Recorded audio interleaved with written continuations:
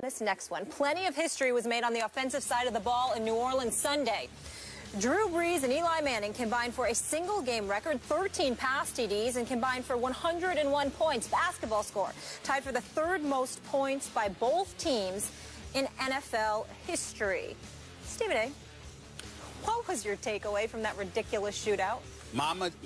Honestly speaking, my takeaway from the game, the first thing that came to my mind was both defensive coordinators should be forced to fly commercial home. They shouldn't be allowed. I thought you were going to say they should be fired. No, because, I mean, obviously they ain't giving up 52 every week or 49 every week.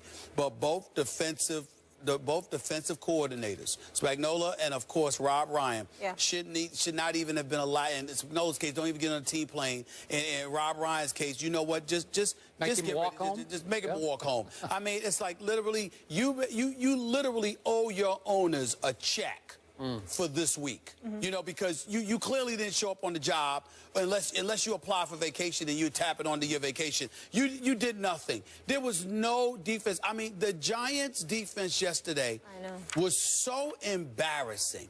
I mean, how many times did Drew Brees throw a touchdown? I know he had 7 touchdown passes, but how many times did he throw a touchdown pass?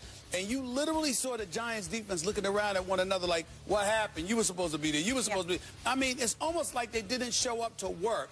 They just showed up in New Orleans for a game. And then the next thing you know, this kind of stuff happens. Of course, Drew Brees was sensational. Eli Manning showed up. Odell Beckham Jr. had a 100-yard-plus game. He showed up. We see what was happening here. But there was literally no defense. It looked like a Big 12 game, for crying out loud. No defense whatsoever. And by the way, Tom Coughlin should be ashamed of himself, too. This man has a defensive background. This man has credentials. He's a 2-time Super Bowl champion. And talk about the identity of the New York Giants. When they won Super Bowls, it was all about their defense. With Parcells, with Tom Coughlin, okay? Led by Strahan or Justin Tucker or these boys. It didn't matter. You saw a defense. Never in my wildest dreams did I think we'd see a big blue team that was so god-awful defensively. I don't care who's hurt. I'm not even going into all those semantics. How could you look that bad? They were atrocious to the point where it doesn't even make sense to me to talk about a Drew Brees or to talk about an Eli Manning because it really, really, really doesn't matter. This Giants team that I saw ain't winning the NFC East. It's not happening. You got to be able to play defense. It's now, to me, after yesterday's performance, it's back to being about Dallas and Philadelphia, more so Philadelphia than Dallas for obvious reasons, which we'll get into a little bit later. But in the end, the Giants, I don't care about their 4-4 record. I don't care about the fact that they're in first place. You can't play defense like that and win. That was just embarrassing. That's all I took from it. I just sat up there and watched. It's like, this is not an NFL game. And if it were college, you're excited about it. But there's something about it being an NFL game that just turns you off. That you looked at the NFL and you literally said to yourself, these are supposed to be professionals. How do you look? Even when New England dropped 50 on Jacksonville didn't look like that. You know, you just got methodically picked apart by a clearly superior team.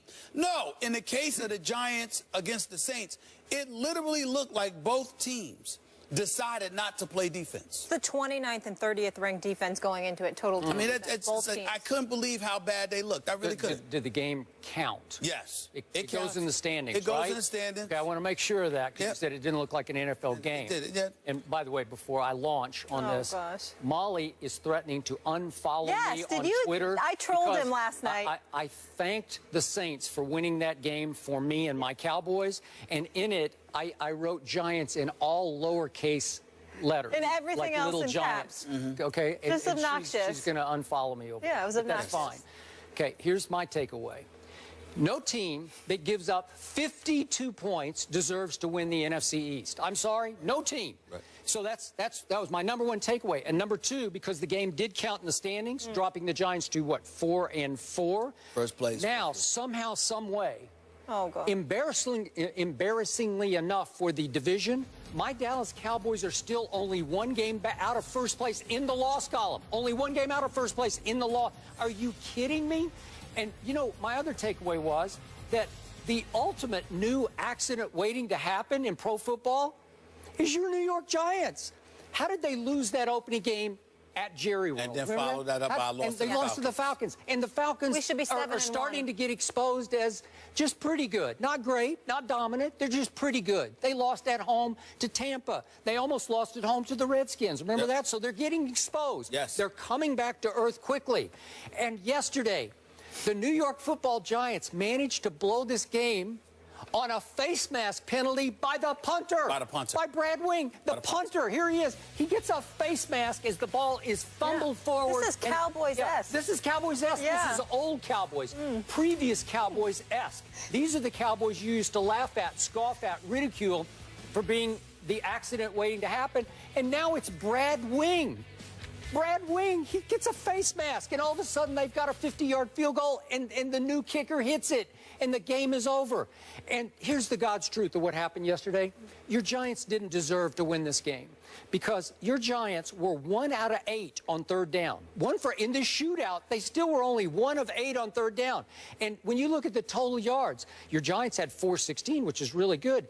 The other team's got 614, so almost 200 fewer yards do your Giants have than Drew Brees and company, right? Yeah. And the Giants did have 1 defensive touchdown on the fumble return, 63 yards. Okay, so you hang in. That actually put you ahead. But the home team had 2 turnovers, and the Giants only had 1 turnover. Yeah. So I look at what happened. Your Giants were lucky to be in the game, and then incredibly unlucky to blow the game. In the end, they come back to the pack, and the truth is, the NFC East, halfway through, it hasn't even started yet, right? It's like, it's up for grabs now. It's still, I don't know, the Washington Redskins could win the NFC East for all I know. Yo, listen, they're only a game back. That's what I'm saying. They're only a game back. I mean, it's, again, Dominique Rodgers-Cromartie, I want to sort of omit him from this conversation because he makes plays. He's had 3 interceptions in the last 2 weeks. He finds a way to keep himself actively involved. Yeah. I get all of that, but I mean, this is some embarrassing stuff here. And you Spagnola, I mean, you should be ashamed of yourself. You Rob Ryan. I don't care that you won. You should be ashamed of yourself. You Rob Ryan, your defense. I mean, talk about somebody that lost his luster. I mean, think about it. Once upon a time, we just sat there and said if he lost some weight and got a haircut, you know what, he could be a head coach. He could be a head coach. Gotta look the part. Gotta show up to work, look a professional. Get a haircut. Go to a salon, or in his case, a salon, not a barbershop, and just get the haircut. Do whatever. Okay. Do whatever you need to do. Yeah. But then you look at this defense and the way that it has played, particularly yesterday too. Just no excuse whatsoever. And the Giants didn't even run the football. Everything was with their passing attack. And you just looked at it, and somehow, some way, despite throwing 6 touchdown passes, 350 yards. I mean, what is it here? You know, a rating of 138. Yeah. Somehow, some way, Eli Manning still lost this game. He lost the game. The New Orleans, listen, New Orleans defense is bad. It was bad yesterday. But the Giants were so embarrassing because, again, at least when New Orleans got beat, there was somebody in the vicinity. Yep. I mean, you look at the Giants, it was like, literally, who was it that scored the 1 touchdown when he's just strolling in? When he just strolling, I mean, who was it? I mean, literally walking in, looking behind, and it's like, oh, there's nobody near me. Nobody's home. He literally could have walked the last 30 yards. Most yards allowed since 1943 by the Giants. I don't even understand it. I really don't understand it. He literally could have walked the last 30 yards. Yeah. Walked. Was that fun for you? Did you enjoy that? Great time. That was my great moment of the day. Yeah. How about those Cowboys? We'll talk about Colston. them. Colston. It was Colston. Yeah. I'm just saying. I just looking at him. He's like he couldn't believe how wide open he was. Yeah. It was just embarrassing, man. And like I said, it's an NFL game. You don't anticipate seeing something like that. That was just bad. Okay. As long as we don't have to talk about the Cowboys today, I'll be happier. Right. Of course we're talking about the Cowboys today. Of course. Oh, well, I'll lay out of this one. Right. I'll let Stephen A. handle it. Please. The NFC is looking like the AFC South. It's bad. Right. In a battle of Skip and Stephen A.'s Super Bowl teams, the Cowboys lose a close one at home to the Seahawks. The Cowboys lost again, Skip. Don't miss the guy's reaction. And we're here for your Monday motivation. Check us out on our IG page right now where I give you the complete rundown. Oh, it's been a long, long time since the Cowboys won. Look at that video right there. That looks exciting. Can't wait to go to Instagram.